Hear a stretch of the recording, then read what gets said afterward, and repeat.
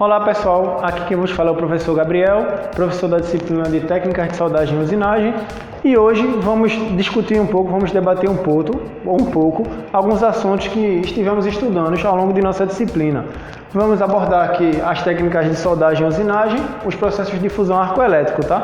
Com eletrodo consumível e com eletrodo não consumível. E após isso, eu gostaria de propor um desafio a vocês, uma situação problema que eu desenvolvi aqui e eu gostaria que vocês pensassem, pesquisassem e desenvolvessem, solucionassem essa situação problema, que após a minha explicação eu vou estar passando para vocês. Bem, vamos revisar um pouco dos processos de fusão arcoelétrico que estudamos.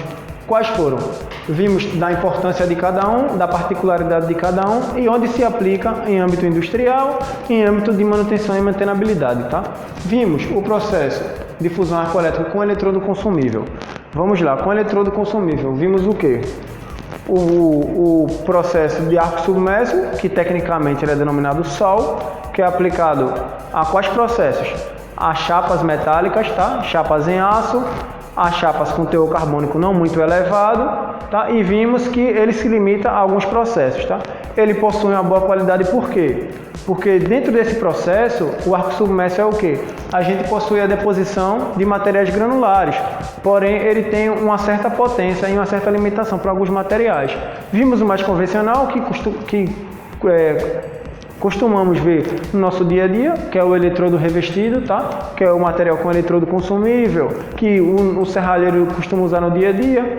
Aí vimos os equipamentos que é necessário para isso, tá? Lembrando que para todos eles, quais são os equipamentos de proteção individual que devemos usar, tá? O jaleco de raspa de couro, a abraçadeira de raspa de couro, a perneira, tá? Sapato fechado, de preferência bota com perneira de aço, tá? A luva, a máscara, tá? A máscara com filtro, tá? Com filtro isolante e abaixo da máscara seria interessante usarmos um óculos, tá? Um EPI, um óculos de proteção individual. Por quê? Porque às vezes é necessário levantarmos a máscara para estar visualizando como está sendo a deposição do material e como está sendo feito o nosso processo de soldagem, tá?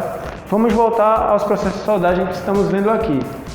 O eletrodo revestido, qual a limitação dele, tá?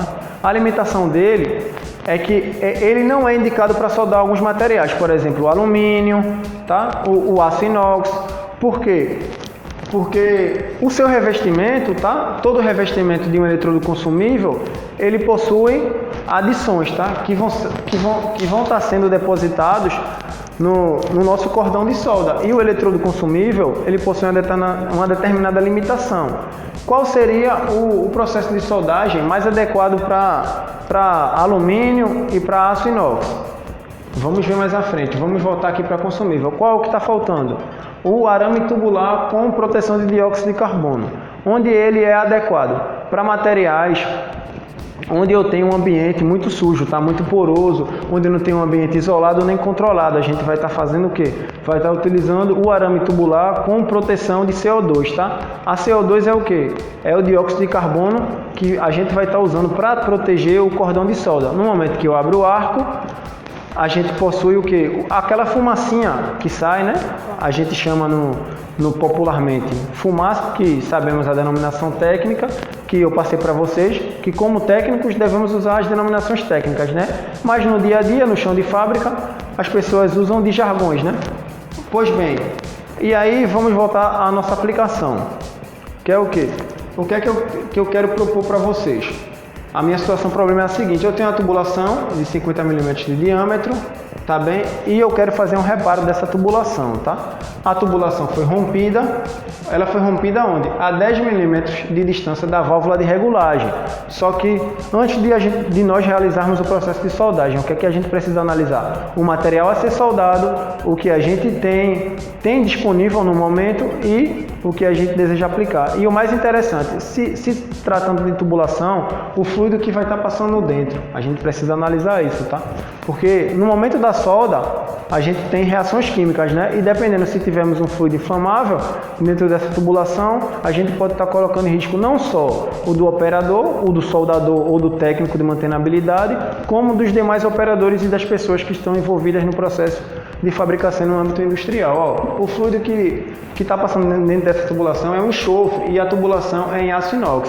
E aí eu lhes pergunto qual seria o processo de soldagem mais adequado para estarmos soldando essa tubulação de aço inox, tá? Ela tem 50 mm de diâmetro e o reparo vai estar sendo feito a 10 mm de distância da válvula de regulagem, tá? Essa é a situação problema que eu estou propondo para vocês, tá? Até mais.